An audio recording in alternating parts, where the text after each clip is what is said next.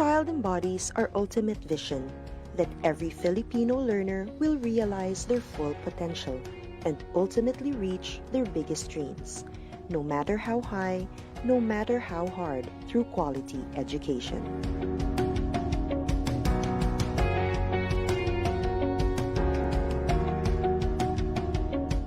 And as our learners aim to soar, we must continue to elevate our goals.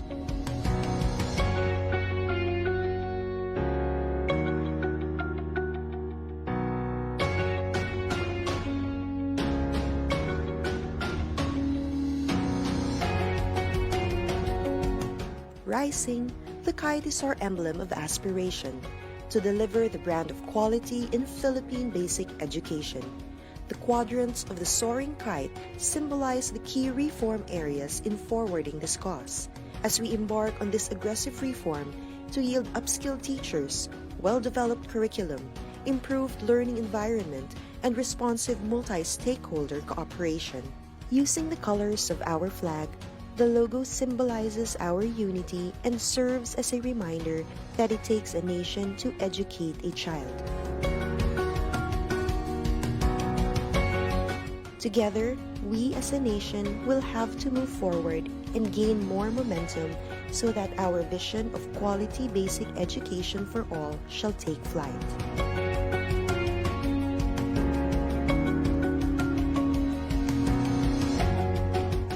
Sama-sama sa pagsulong ng edukalidad.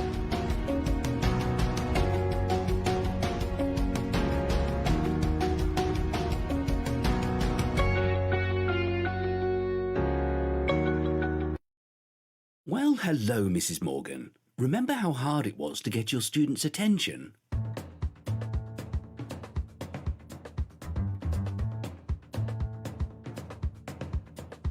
Oh, Mr. Jeski, any explosive ideas?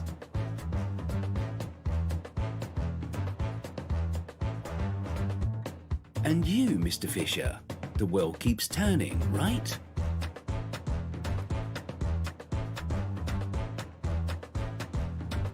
Okay, we're past all that, because now we have Microsoft Educator Center.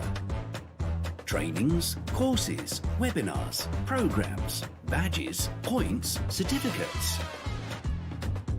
Join now and get yourself ready for the new school year. Teach your best.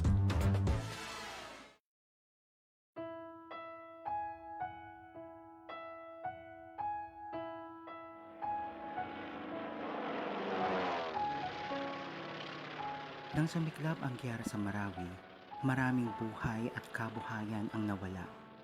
Maraming kabahayan at paaralan ang napinsala. Sa kabila ng matinding suliranin, naging matagumpay ang DepEd na mabigyan ang mga mag-aaral ng pagkakataong ipagpatuloy ang edukasyon at muling bumangon sa sitwasyon. Habang naghihintay sa pagkumpuni at pagsasaayos ng mga paaralan, nagkaloob ang DepEd ng mga temporary learning shelters, remedial classes, learning kits, at feeding programs para sa mga displaced learners.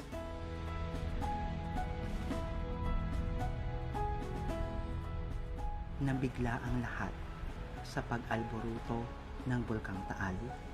Libo-libong pamilya, kabilang ang mga guro at mag-aaral, ang nawalan ng tirahan at mga ari-arian. Mabilis ang naging tugon ng DepEd upang makapagpatuloy sa pag-aaral ang mga apektadong mag-aaral. Sinikap ng mga guro na turuan ang mga mag-aaral na pansamantalang tumuloy sa evacuation center.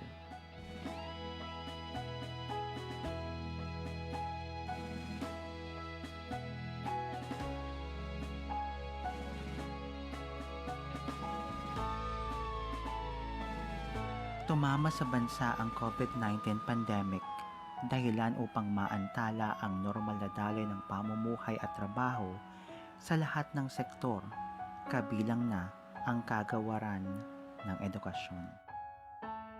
Nang ipatupad ang Luzon lockdown, inilunsad ang DepEd Commons upang tuloy ang pagkatuto ng mga learners habang nasa bahay. Sa kabila ng mabigat na hamon sa ilalim ng new normal, patuloy na nagpunyagi ang DepEd upang maghanap at maghatid ng mga alternatibong pamamaraan upang magpatuloy ang edukasyon sa pinakaligtas at pinakaangkop na paraan. Sa ilalim ng Learning Continuity Plan, layunin ng DepEd na magpatuloy ang edukasyon nang hindi nakokompromiso ang kapakanan at kalusugan ng mga guro at mag-aaral. Isusulong ng DepEd ang tatlong pangunahing layunin: angkop na proteksyon, kaugnay ng mga health standards at safety protocols para sa ligtas na school year, patuloy na edukasyon sa pamamagitan ng blended learning, distance learning at homeschooling na angkop sa kapasidad ng bawat mag-aaral, at mabisang aksyon sa pakikipagtulungan sa lokal na pamahalaan at mga partner organizations upang maihatid ang dekalidad na edukasyon para sa lahat. Bawat DepEd Division ay bumuo rin ng sarili nilang Learning Continuity Plan upang gabayan ang mga guro, mga magulang at mga mag-aaral sa bagong pamamaraan ng pag-aaral gamit ang online, modular at TV and radio-based instructions. Gamit ang iba't ibang learning modalities, nagdaos ng dry run ang mga paaralan sa iba't ibang bahagi ng bansa, katuwang ang mga local government units at mga education partners upang maging handa sa bagong sistema ng edukasyon. Isinagawa rin ang mga pagsasanay at oryentasyon sa mga magulang upang maging epektibong katuwang sa pag-aaral ng kanilang mga anak. Sa anumang hamon o sitwasyon, handa ang DepEd. Handang kumilos, handang tumugon, at handang magserbisyo. Ang dami ng mga pagsusubok at challenges ang naharap at napagtagumpayan ng ating Department of Education. Tuwing may pagsusubok, priority palagi natin ang ating learners at ang ating mga teachers sa tulong ng parents at saka partners at ang buong bansa. Ngayon, sa hinaharap natin itong new normal na sinasabi nila, matatag ang ating kagawaran, matatag ang DepEd dahil pinagtibay na tayo ng panahon. Kayang-kaya natin ito sa tulong ninyo.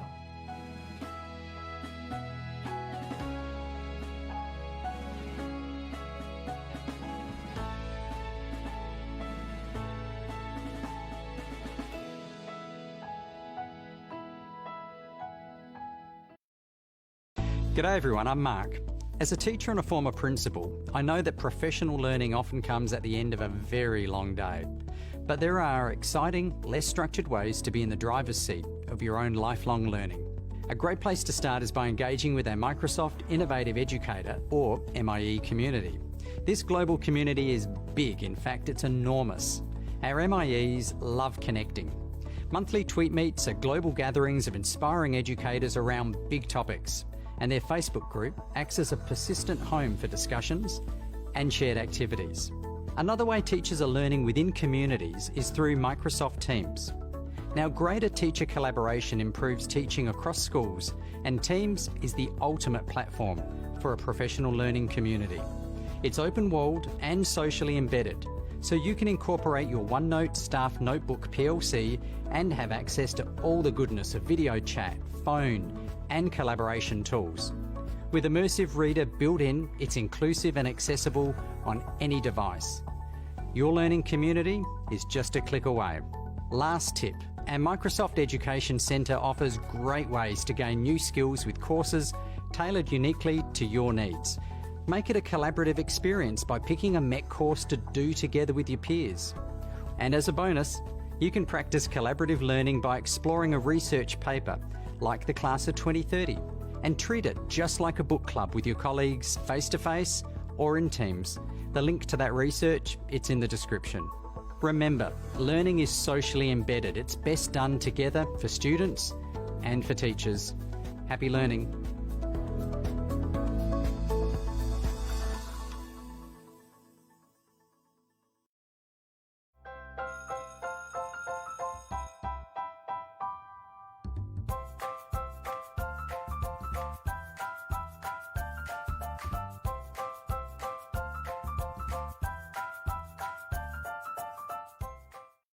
2020 brought new beginnings for the Department of Education. Ready to pivot towards attaining quality education, DepEd was hopeful of the challenges ahead of it.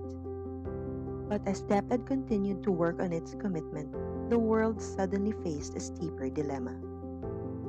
Around the globe, countries like the Philippines had to shift their priorities to respond to a public health crisis brought by COVID-19. Schools had to be closed, activities had to be halted, graduation ceremonies had to be canceled, as people were urged to stay at home. A new normal dawned upon us. As soon as DepEd realized the impact of these disruptions in education, it began to proactively craft its learning continuity plan last April to ensure that learning opportunities will still be available. Consulting with partners and advisors through the Education Forum, as well as legislators, teachers, parents, learners, and the general public, DepEd made sure its LCP encompasses the concerns of the whole education sector in responding to the crisis. Its topmost priority being the protection of the health, safety, and well-being of learners, teachers, and personnel. To make informed decisions, DepEd first analyzed relevant data and epidemiological picture for the incoming school year. DepEd also issued guidelines on its required health standards to be adopted in all public and private schools and DepEd offices following DOH and IATF protocols. It covers 4 COVID-19 mitigation objectives, namely, to increase physical and mental resilience, reduce transmission, reduce contact, and reduce duration of infection. The LCP also outlined how learning continuity will be ensured. It streamlines the K-12 curriculum into the most essential learning competencies and allows the use of distance learning, homeschooling, and blended learning modalities. Since conducting face-to-face classes will be a risk in most areas, DepEd has anchored its delivery of education to modular, online, TV and radio, or a combination of all. Guided by teachers, modular learning will allow learners to use self-learning modules in a format applicable to learners' capacity. In online distance learning, teachers will facilitate and engage learners' participation through the internet, whether synchronous or asynchronous. TV and radio-based instructions, on the other hand, are converted lessons fit for the broadcast medium. The LCP assures that all our learners, including our SPED, ALS, Madrasa students, can still access education even within the confines of their homes, and ensures that their household capacity will not hinder their right to education. To make this possible, our joint Brigada Eskwela and Oplan Balik Eskwela is assisting the preparations for the rollout of the LCP. On May 8, the LCP was approved by the IATF. The President also gave it his full support and expressed his commitment to meeting the financial demands of its execution. The implementation of the LCP will not be easy. It is not a perfect plan, and complications can be expected along the way. But extraordinary times call for extraordinary and proactive measures, and the Department of Education is ready to address the challenges along the way with the help of our national and local government, partners, parents, and learners. As one nation, learning opportunities shall be available in this brave new world for our Filipino children.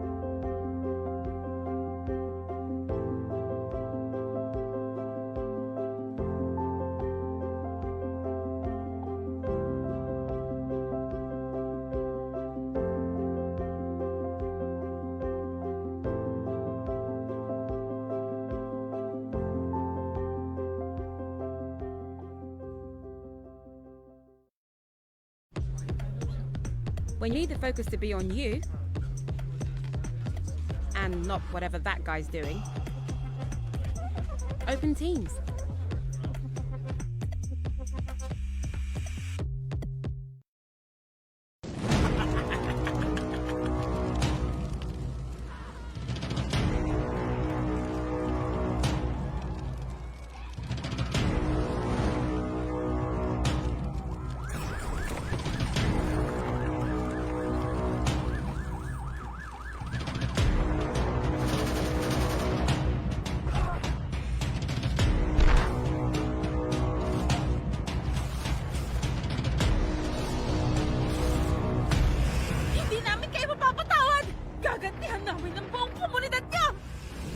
Subukan mo! Tutal na wasak na naman namin ang lahat ng ari-arian nyo!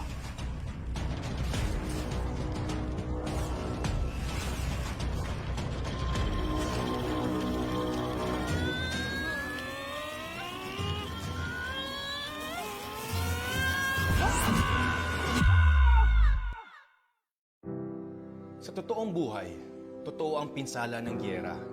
Mula noon hanggang ngayon. Para limitahan ang kalupitan ng giyera, nagkaisa ang mga bansa 70 taon na ang nakalipas upang itaguyod ang Geneva Conventions. Ang Geneva Conventions ay kinikilala ng buong mundo bilang bahagi ng international humanitarian law na nagtatakda ng mga patakaran ng giyera o the rules of war.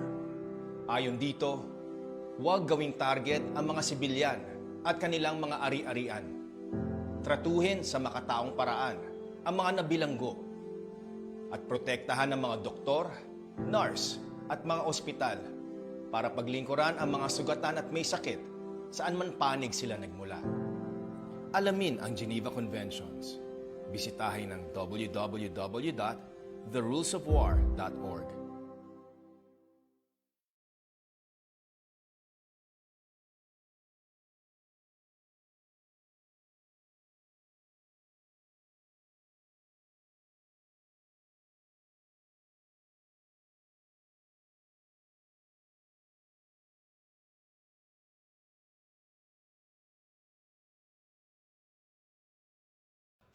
Hi guys, so I just came from a meeting and I was just told that I would be leading this fundraising concert for International Students Day.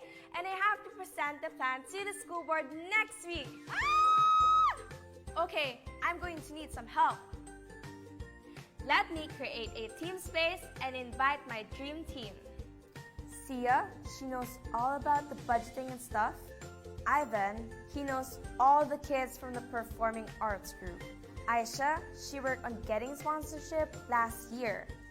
And Sam, because he's so cute. Let me lay out all tasks in Planner and kick things off. So, I'm almost done with my event concept and inspiration board. I just need Ivan to do some final tweaks and plug in the repertoire. Budget from Sia? Check. Sponsorship plan? Check. Done! Whew! When you start using Microsoft Teams, teamwork really does become easier. So now I'm heading over to present the plan to the school board. Wish me luck!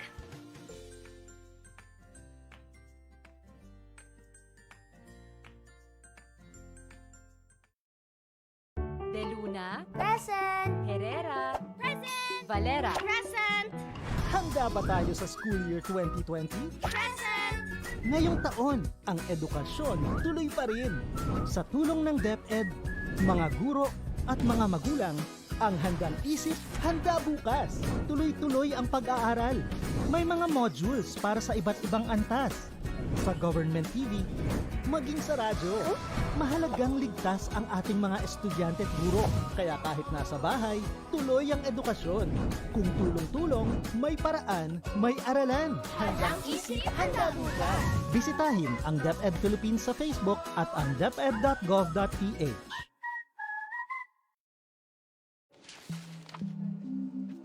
If you spend more time tracking down files than actually working on them, open Teams.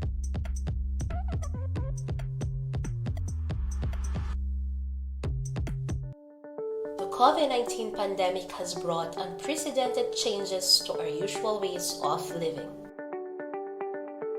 But the Department of Education remains unfazed by these challenges to fulfill the mission of Sulong Edukalidad, the rallying call for national effort to deliver quality basic education to all Filipinos, which involve aggressive reforms in the 4 key areas: the K-12 curriculum review and update, improving the learning environment, teachers upskilling and reskilling, and engagement of stakeholders for support and collaboration to move forward together as we prepare the education system for the future.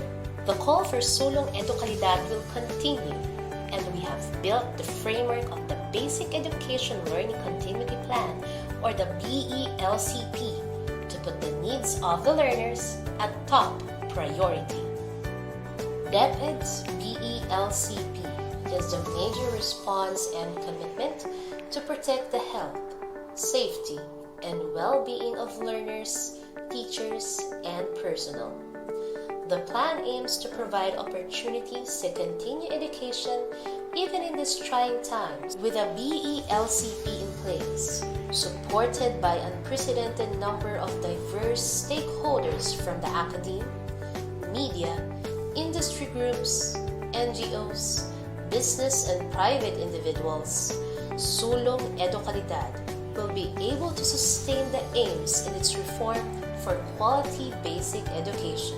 In our journey towards quality education, we have established the 4 pillars of aggressive reforms from the start, and we have been continuing to progress in these pillars. In improving the learning environment, we took action in the construction and rehabilitation of school buildings, ensured the availability of learning materials and equipment, and prioritized our last mile schools. The challenges of the pandemic also brought to light the urgent need to upgrade our ICT infrastructure to service the needs of education. In terms of the teachers' upskilling and reskilling, we were able to establish more innovative professional standards and school heads. We have aligned the professional development of teachers with their career progression to track their development as part of the National Educators Academy of the Philippines transformation. With the launch of the Education Futures program, where we will be focusing on innovative actions and solutions to improve the state of our education, we are now more than ready to start a new journey and continue our fight for quality education for all Filipino learners. Finally, we've given high importance to the engagement of stakeholders for support and collaboration. In support of this, we have convened the Philippine Forum for Accessible Quality Basic Education, or the Education Forum, which will leverage other partnerships for education quality and strengthen partnership with the Philippine Normal University as the country's National Center for Teacher Education. The department has also been developing a professional development program for teachers and school leaders in order to equip them with the skills, materials, and data that will allow them to help their students prepare for PISA 2022. This intervention consists of the following components: online training for teachers and school leaders, development of learning materials and practice tests for students, deepening the analysis of the PISA 2018 results, and supporting school-level action research. Now that the year is about to end, our commitment to Sulong Edukalidad will continue and will be far from being gone. With a lot at stake, considering our new knowledge and experience from this year's challenges, we are equipped to face a new future. As we head on to the future where we will face many challenges and uncertainties, the department will always be the guardian of every Filipino learner's right to education.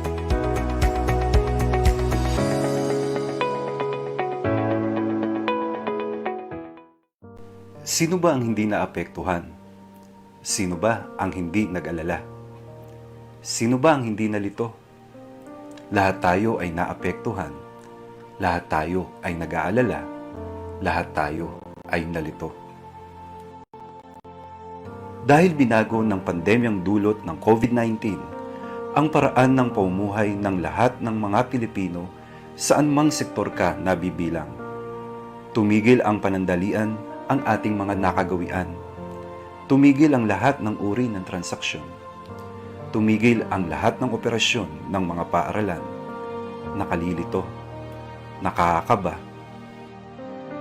Paano na ang kinabukasan ng mga kabataan? Paano na tayo sa hinaharap?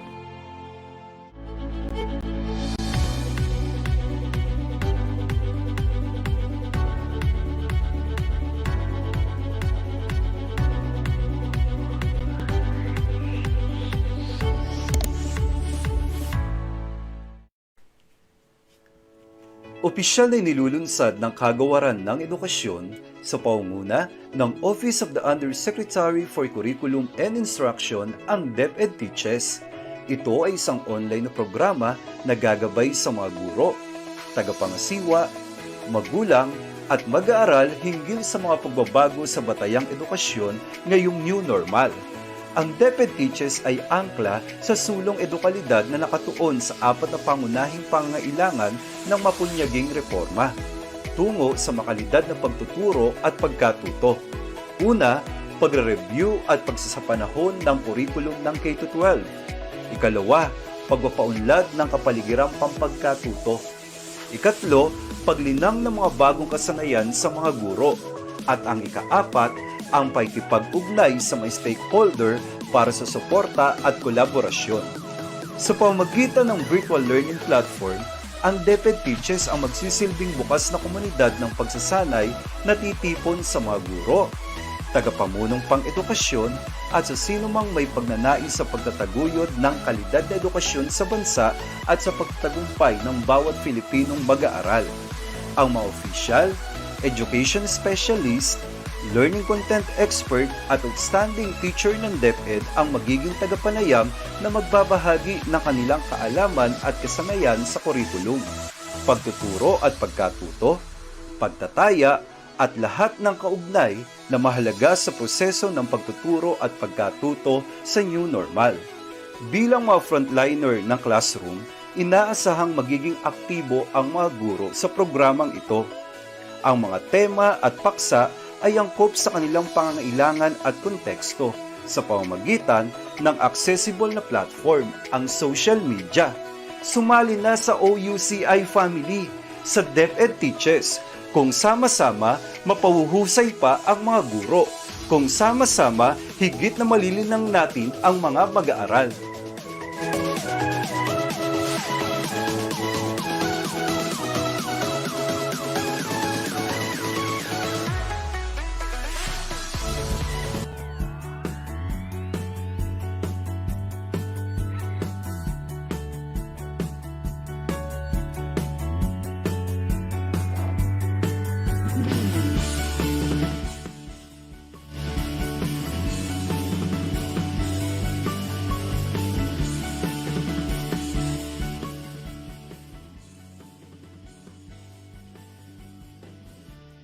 A blessed afternoon to all our viewers live on our official Facebook pages, the DepEd Teaches, DepEd Philippines, DepEd Tayo, and on YouTube, DepEd YouTube channel. Just this week, we were hit by a typhoon and we hope that everyone is well and staying safe and healthy. To all our new followers, we welcome you in our online community here in DepEd Teaches, where we have prepared an array of powerful presentations that will increase your knowledge and broaden your perspective on learning and school management through the lens of our school leaders and outstanding teachers. And if you have not followed our official Facebook page, the one that you see now on our screen, please like and share DepEd Teaches Facebook page.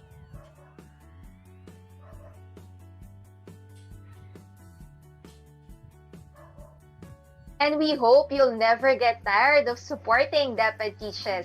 Again, we wholeheartedly welcome you all to our 16th episode under the theme Assessment and Reporting, which we strongly believe that you are very much excited to listen to this presentation because this is relevant as we design our assessment tasks for this school year in compliance with the interim guidelines for assessment and grading in light of the Basic Education Learning Continuity Plan as stipulated on DepEd Order number 31 series of 2021.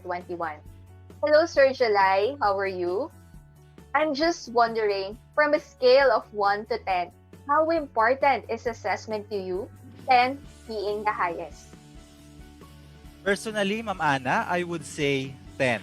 For without assessment, learning would not be valid and reliable. Without assessment component of instruction, I think we are at lost. I imagine the assessment as an engine that drives us toward the destination, which could be the standard or competency in the curriculum. So how can we move forward without assessment? Hence, 10 is my personal rating. Also, Ma'am Ana, we all know that assessment is not a novel topic and there have been various discussions and researches about this. But why do you think assessment and reporting remains one of the pressing concerns today? That's a good question. Indeed, we know a lot of things about assessment. Like we are very familiar with summative, formative, assessment of, assessment and, assessment in learnings. But because of the variety of assessment available, considering the uniqueness of every learner, the nature of our discipline, and on top of that, we've shifted to various learning delivery modalities. These are like stumbling blocks. And maybe at some point, we've felt uncertain or we've asked ourselves, are we giving the right and proper assessment? Sir July, why do you think some assessment don't work?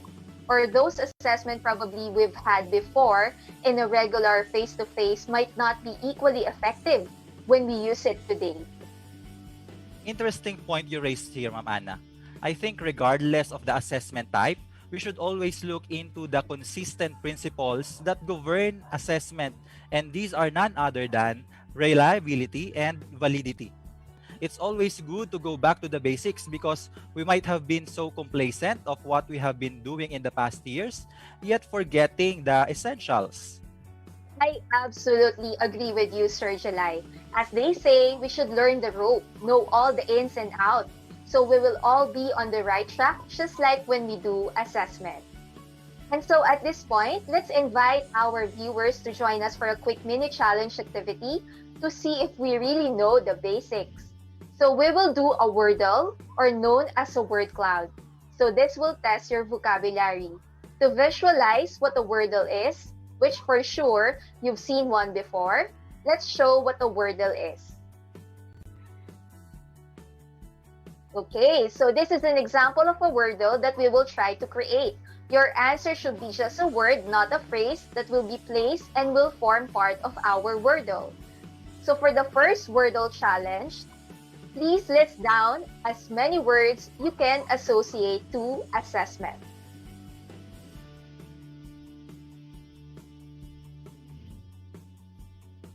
Let's show now the first question or the first wordle challenge.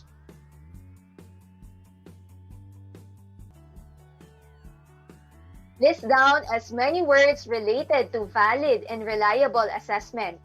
When you think of assessment, what comes to your mind? You have 30 seconds now.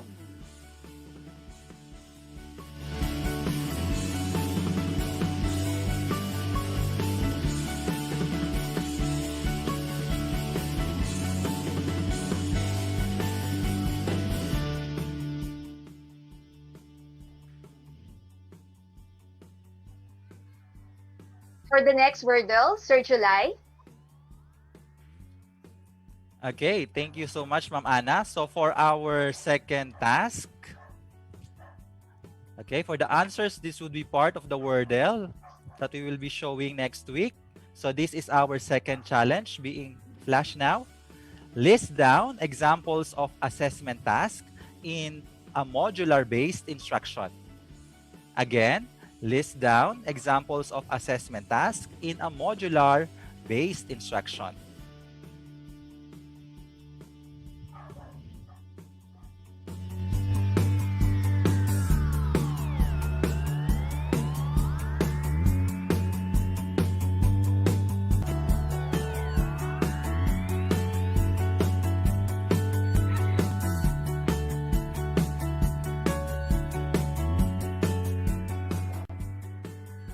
Okay, so for the second task, we want concrete examples from our viewers to write in our comment section. So again, by next week, we will be presenting the wordle that we have constructed out of the comments that you will be putting in our FB comment page. So at this point, let us know the nitty-gritty of valid and reliable assessment. Let us introduce our resource person. We are privileged that Sir Florante Vergara has joined us today. Sir Vergara is eager to bring education stakeholders into the 21st century using a unique combination of inclusive education coupled with his 30 years of experience in teaching, management, and supervision using ICT to effectively systematize educational operations and internal efficiency in the department with the following academic preparations. He finished a baccalaureate degree in agricultural education, and he earned a diploma in development education as a provincial government Batanes scholar. He also finished the academic requirements leading to Master in Resource Management, Major in Financial Management, and Master of Arts in Teaching Technology, Home Economics, and Entrepreneurship as a DepEd NAIAP scholar. ARD Florante Vergara successfully participated in the Development Academy of the Philippines Public Management Development Program Senior Executive Class Scholar Batch 2, obtaining his Master in Development Management. He completed the Superintendent's Leadership Program Batch 3, and he also participated in the PhD Educational Management Program of De La Salle University under DepEd NAIAP DLSU OIC-ARD Consortium. He is currently a Career Executive Service Officer 5, dedicated to enthusiastic and dynamic teaching as a means of creating and nurturing lifelong love of knowledge among pupils and students. He is an experienced educator in the use of ICT resources, internet and educational softwares, and other social media platforms. Please welcome the OIC Assistant Regional Director from the DepEd Cordillera Administrative Region, none other than Sir Florante E. Vergara.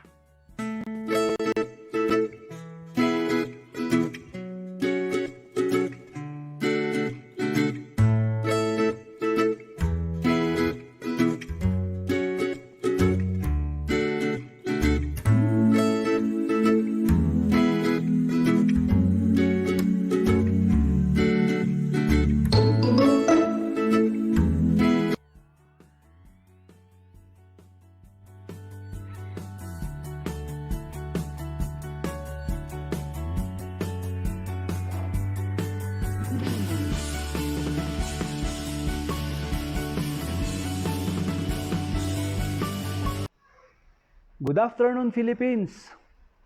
Good afternoon, DepEd.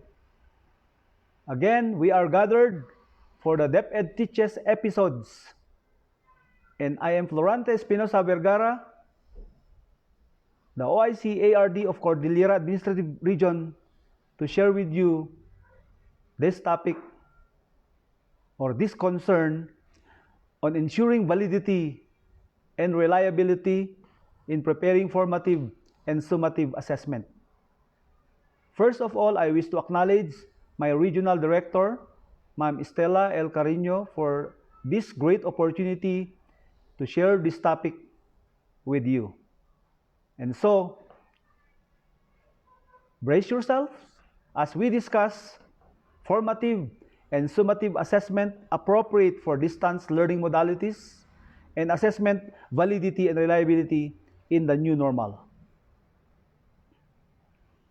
My presentation outline will be focused on the provisions of DepEd Order 31, Series of 2020, where we will discuss the difference between formative and summative assessments, written works, and performance tasks.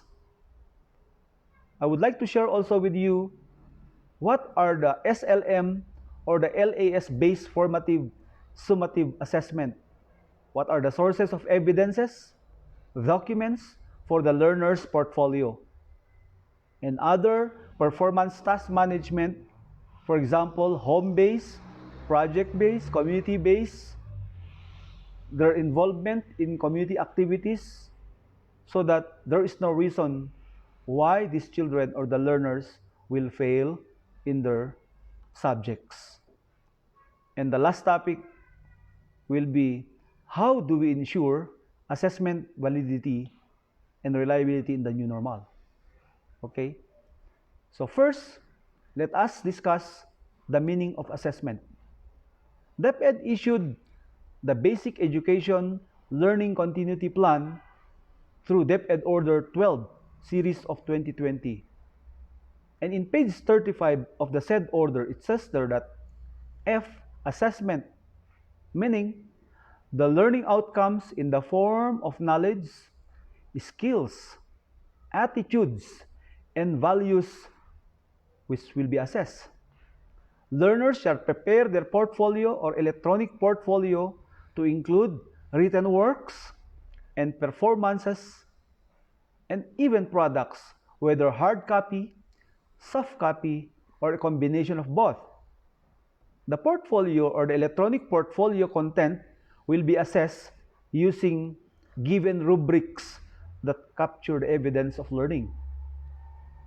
Other forms of testimonies of parents and other adults, including community leaders aside from teachers, may also be considered assessment. So as we can see, in this interim guidelines for assessment and grading in light of the Basic Education Learning Continuity Plan, which is composed of 256 pages, you can see in the guideline that there are several suggested assessment strategies for distance learning modality, my dear teachers. So you can see that it is the commitment of the department to ensure that the teaching and learning continuity while looking after the health, the safety, and well-being of its learners. And as our Secretary of Education said, Madam Liling, education must continue. And the teachers are the forefront in this activity.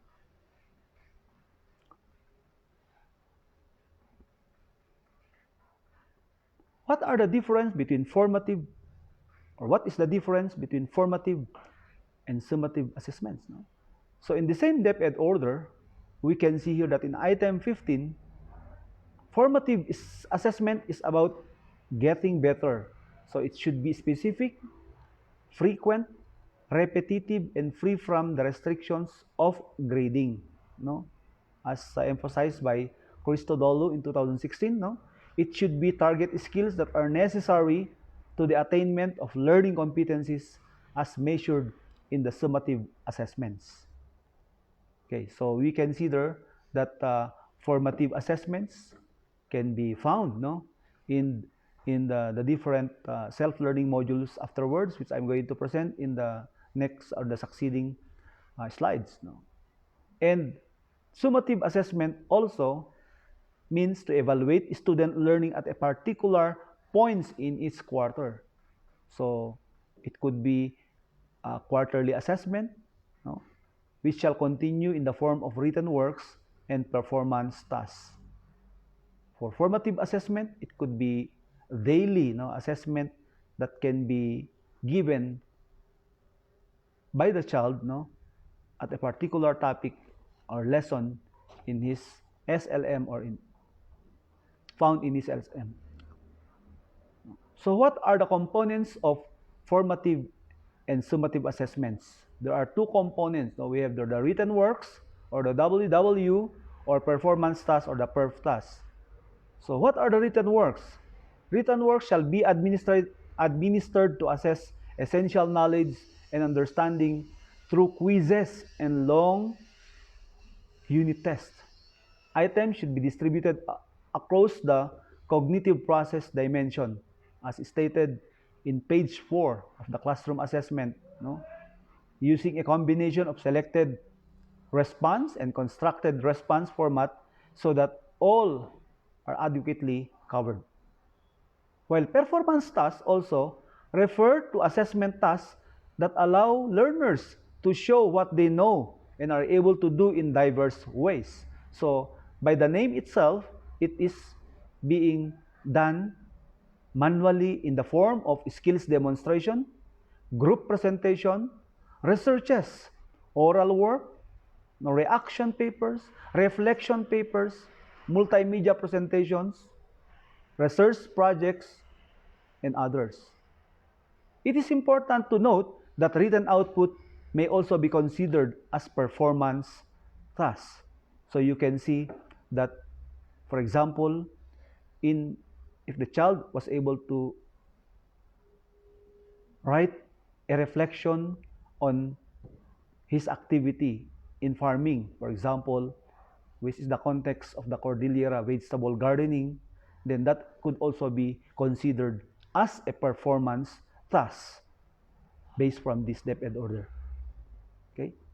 So the 21st century assessment is anchored in support to DepEd order number 8, series of 2015, which is the classroom assessment. You can see there that assessment by self or by peers, as stated a while back in the definition, that the testimonies of the parents, the friends, the barangay officials, and other members of the family may also be considered as assessment. Because you can see that the world of the child is very vast. You can see the rich real world tasks where the child could have several forms of reflection where we can draw in order for that child to given a point or a grade in his or in her output. And that is the essence of 21st century assessment. Not so much centered or anchored in the written output, but also on the other aspects of assessment, which is self and peer assessment. Here we can see in the slide that for the current school year, as stated in the order, quarterly assessments shall not be administered. Okay, so however, days allotted for quarterly assessments, as stipulated in DepEd Order 7, series of 2020, or the school calendar of activities for school year 2020 to 2021, may be used for the presentation of major performance for the quarter that addresses the performance standard. So I will show you here two tables. The table 1 is the weight distribution of the summative assessment components per learning area for grades 1 to grade 10. While table number 2 speaks about the weight distribution of the summative assessment components for senior high school. As you can see, there are two elements in the assessment, the written works and performance tasks, both in table 1 and in table 2. Let us try to look at table 1. For languages, araling panlipunan, and of course, education sa pagpapakatao, pagpapahalaga, we consider the point distribution. Written work, 40%. For science, 50%. For MAPE, 30%. While performance tasks has a relatively higher weight. So, for language, 60%. For science, 50%. And for MAPE, EPP, and TLE, 70%.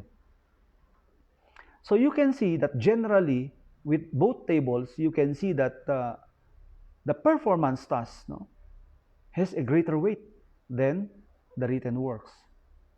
So it can also be seen in the senior high school, most especially in the technical, vocational, livelihood, sports, arts, and design track, that 70% is the weight for performance tasks, while 30% is given only for written works. For work immersion, exhibit, enterprise simulation, and performances in the senior high school, they have equal points. But for other subjects, the same as in the other strand. Now you can see that there is a greater point or weight in the performance task. Now in item 27, in DepEd Order 31, series of 2020, particularly on page 7, it says there that the transmutation table, which is Appendix B in DO number 8, series of 2015, or classroom assessment, shall still be used in this grading system. So you can see that based from the result of the written works, we can also refer it to the transmutation table in the foundation of the DepEd Order 31, which is DepEd Order 8. The guidelines on learners' progress report, as well as on promotion and retention, shall likewise follow the provisions cited in the said policy. Okay, so you can see there that no quarterly assessment in the automated rating sheet. Okay, so there is also a very good role of technology, which plays a substantial role in helping teachers in the development of communication, implementation, and grading of assessment tasks. Okay, so as gleaned from this slide, we can see that we can get the forms of assessment from the elements, no? Whether it is a self-learning module or that from the learner's activity sheet. And for the formative assessment, we can get it from the pretest or in element number 6 in SLM. We can also get it from activity 1, no? Or element number 7 for formative assessment. We can also get it from the enrichment activities, no? That will form part where the teacher could record the scores in the SLM. And of course, we can also glean or we can also get data from the set of 3 to 5 activities after the lecture or after the presentation in the learner's activity sheets or in class. So there, from those activities, from the pretest, from the activity 1, or from the enrichment activities, and from the set of activities in the last, we can record the result for formative assessment. And you can see that based from the result, you can establish patterns as basis for the learner's reflection and in giving feedback by the teacher. How about summative assessment? So the summative assessment, we can also get it from the application or element number 9 in the self-learning module. We can also get it from the, of course, the assessment or the overall assessment of the topic in the self-learning module. And we can also get it from the reflection, no, in the learner's activity sheet. That's why you can see that the teacher should be guided on where to get the formative assessment and where to record the summative assessment, base it from the different elements between or on the SLM and the LAS. And we can also have some other performance tasks like I will discuss to you in the succeeding module or in the succeeding slide, the other performance tasks which may be greater than the written works, no? Especially when the child is staying at home, there are many activities. There are variety of activities where the child could also draw, no, the reflections, the realizations on those activities where they are involved. Particularly in the Cordillera Administrative Region, our children, no, especially when the quarantine level is already lifted, they can do animal racing, backyard gardening, artwork, no. They also help in cooking and other crafts, no, that they need to, they can get a day-to-day reflection of their activities. They will document it, no, and that will be a possible opportunities for assessment. For children, no, for the elementary pupils, they can also get possible kitchen and dining schedules as opportunities for learning, where they can no, integrate mathematics, they can integrate other learning areas, science, no, in their activities at home, where we could also draw, no, assessment from their activities. Okay, so for example, as I said a while back, in the Cordillera, you can see that children are also, you know, along across all subject areas. They do reflections during the bayanihan or during the binadang. They do reflections when they go to farm and help their parents, no? They also observe how the of course crops grow, where they can use their lessons in science, no, in agriculture, in horticulture. They can also use their subjects in mathematics, where they can calculate the number of seedlings to be planted in a particular area of land. Okay, so all of these things can be included as part of assessment, which can be used. No, it may be written in English or in Tagalog or in their dialect, for as long as there is an output of the children, and that is also considered as assessment. Okay, so now, how do we ensure the validity and reliability of assessment in the new normal? So you can see there that my reference here again is the O31 series of 2020. So how do we ensure assessment, validity, and reliability in the new normal? You can see that all classroom assessment activities should comply with the following principles. First, assessment must be aligned with the curriculum and related directly to the content and performance standards in the MELC. Second, assessment should only assess what the learners actually learn. So we don't give assessments that the children did not able to learn or to get it from the respective modules. No? And assessment activities and assessment criteria accurately measure the extent to which learners develop the required competencies and standards for their grade level. Okay? So fourth is there should be a clear and consistent procedures to be followed in developing assessment activities. So directions must be clear, detailed, and of course concise. No? And if possible, if it could be done, it could be also be contextualized in the learner's language, so that the more that the children will be able to understand. No? And fifth, assessment activities should also consider the learner's, of course, race, gender, learning needs, learning style, language of learning, and of course, the abilities and the disabilities, even the cultural background and socioeconomic status of the learner must be considered wholly to ensure that assessment will not be biased. No? And last, assessment must give learners a range of ways to demonstrate their achievements. So those are the principles involved which should be complied with. And how do we ensure then assessment validity and reliability in the new normal? Okay, so according to experts, no, this is their thought about ensuring assessment validity. First, if the self-learning module or the learner's activities was quality assured properly at the central, at the region, or even at the division level, the content and assessment content is assumed to have undergone phase validity check. That's correct, because there is a congruency between assessment and the content itself. No?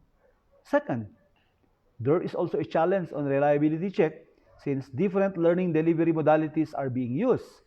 Some students use online, pure online, blend online plus radio-based instruction.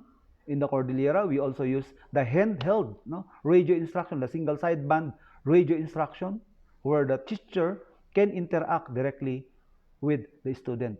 Some are also using DepEd Commons.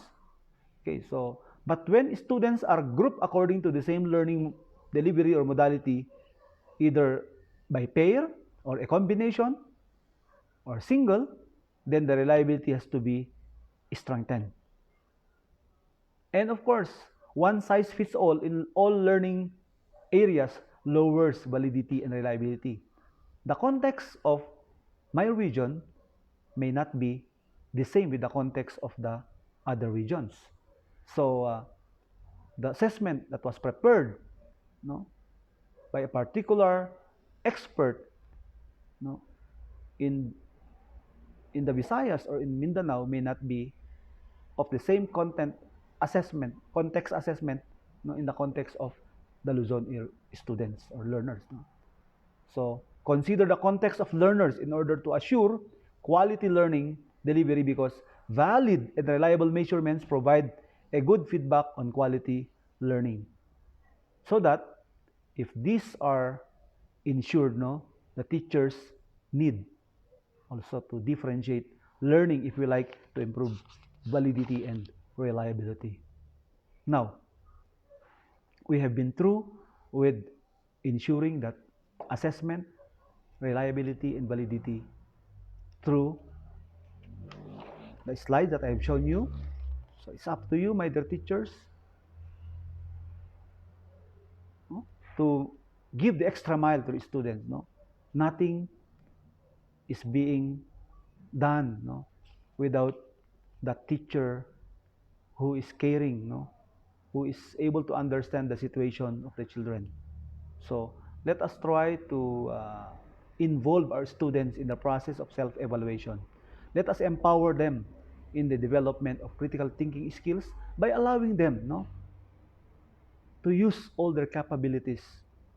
And of course, by also opening our eyes to the idea that we are in the midst of pandemic. And we have to understand that when a child was not able to answer back the self-learning module or the learner's activity sheet, which we have given them, then we have to write them. We have to diagnose what are the reasons. We even extend our help by following the protocol. What was the reason? And of course, the intervention that we are going to do for that child to pass the subject, because we are in the midst of pandemic. Yes, gawis ay agaw ta ko amin.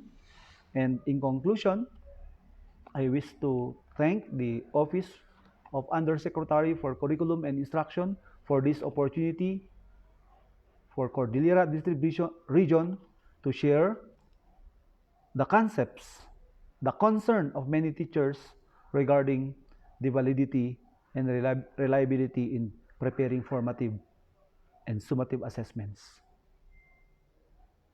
Let us consider that our learners are in varied situations, my dear teachers.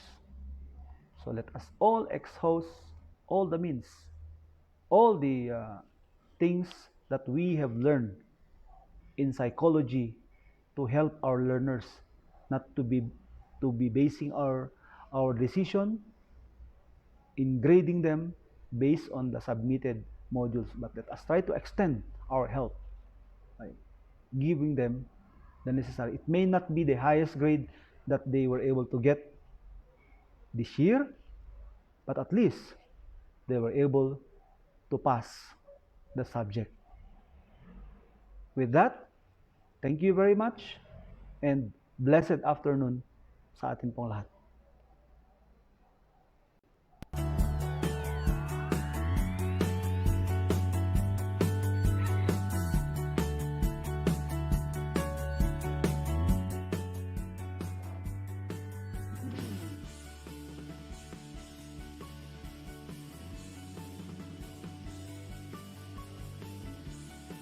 Thank you so much, ARD Florante Vergara, for sharing some light on the principles of assessment.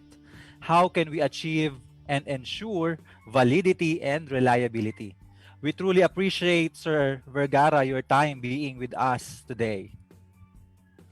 All right, so just to keep sharing your insight and learning here on DepEd Teaches in our comment section, don't forget to use the hashtag #ISupportDepEdTeaches and hashtag DepEd Teaches episode 16. So before we end, we have few announcements. Okay, so for episodes 15 to 18, we only have a single registration and one evaluation, which will be given on episode 18. So for you to receive your certificates of appearance and participation, you must pass the evaluation, in which questions will all come from these 4 episodes. So you see the link on the screen right now. You can rewatch all our other episodes on our official Facebook page, DepEd Teaches. So this is a wrap-up for the second entry under the theme Assessment and Reporting. We hope that what you've learned here does not go in one ear and out the other. Let's value this moment and translate this into good assessment practice. Once again, on behalf of the Curriculum and Instruction Strand, Thank you so much for generously sharing your time and enthusiasm. It is our hope that you will always actively participate and join us every Thursday here on DepEd Teaches. For our mission is empowering teachers, enabling learners. A pleasant afternoon, everyone.